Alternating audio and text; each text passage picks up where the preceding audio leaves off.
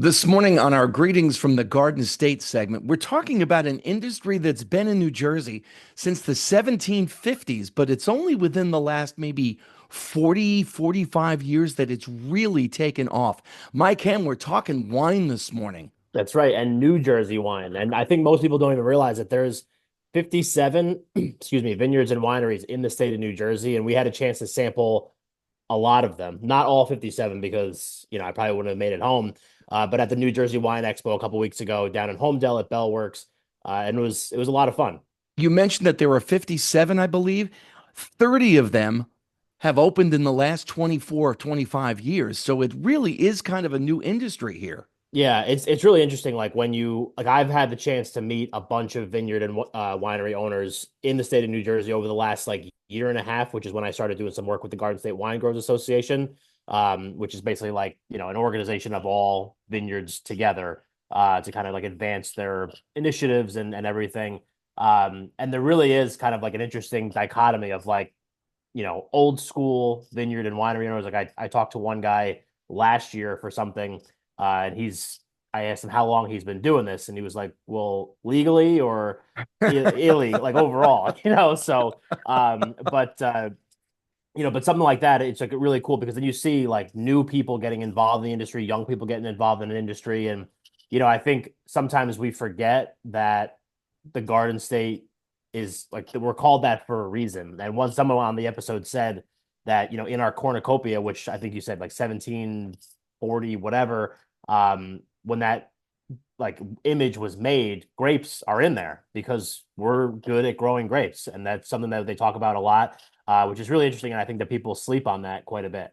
I believe it goes back to like 1756, maybe. And Yeah. there was a contest. We were still under British rule, and they were trying to get wine here in the colonies that was close to what was available in France. So they had some kind of a contest that they started. And at the time, it was obviously, very, very limited. And it's only what 50 wineries 57 now in New Jersey, and 30 have opened in the last 24 years. One city, one town, in fact, is called Wine City, and that would be Egg Harbor. All of these things that I never knew about our state, Mike. Yeah. Well, that's what I'm bringing to you, Jim. Every week, I bring you things that maybe you didn't know about Jersey, a state you've lived in pretty much your whole life. And this is definitely one of those things. And it's so cool because you talk about, like Egg Harbor, which is down near Atlantic City, I'm pretty sure. But the wineries range literally from Sussex County, like the top left corner of the state, all the way down through Cape May County. And what's interesting about Jersey overall, topographically, let me get a little science on you, is just the fact of like the different types of soil, the different types of climates, the different types of, all these different like air temperature or whatever. And they talked about also like how, even though you may have a bunch of wineries in like a relatively close geographic location, you're still going to get a different flavor profile, taste. It's really interesting to kind of see like the science behind it because there is like Rutgers is a big driver behind a lot of the science and stuff that goes into a lot of what these wineries and vineyards do. And a couple of them that I talked to, so one woman who she's the vineyard owner at Working Dog, I think. She is a scientist. Like she's not a farmer by trade. She's a scientist by trade. Like that's what she got her degree in. And now she's just applying that science to making wine. So God bless science. As a general rule, when you're in the mood for a glass of wine, what's your go-to style of wine? Red. Yeah, I'm with That's you on really my that. That's extent. And I think like you and I were just talking about before we started, like I don't know. Like I watch these people and I talk to some of these people that are like wine writers or wine experts, and they're talking to me about grapes and different things. And like I was talking about soil composition and notes and legs and all this stuff. And I'm like, I have no idea what you're talking about. Um, and like when they're doing the taste things, there's the bucket. People sometimes spit it out, they dump it out. I'm like, that's not what it's meant for. You're supposed to drink it. Like that's what it's, what's what you're supposed to do with it. But yeah, I mean, the one nice thing is because I've started to kind of, get involved with these people a little bit more and kind of understand the industry a little bit more. I am starting to kind of get a little bit more comfortable in an environment like that, but it is a little intimidating because it's like something that, if you don't know, there are people that know a lot about that specific topic, and they kind of make you feel like you're an idiot, You know, basically. you watch movies and somebody orders a glass of wine and they're swirling it around a little bit. Maybe they'll sniff it and they'll Yeah. taste it and they'll go, yeah, that's good. What would happen if you sent it back? Yeah, I know. It's like my one of my favorite scenes in The Office is like when Michael Scott's sniffing the wine and he's like, "Oh, I know a lot about fine food and drink," and he goes, "This is a white," and like it's just like clearly a glass of white wine. Like that's all he can say about it.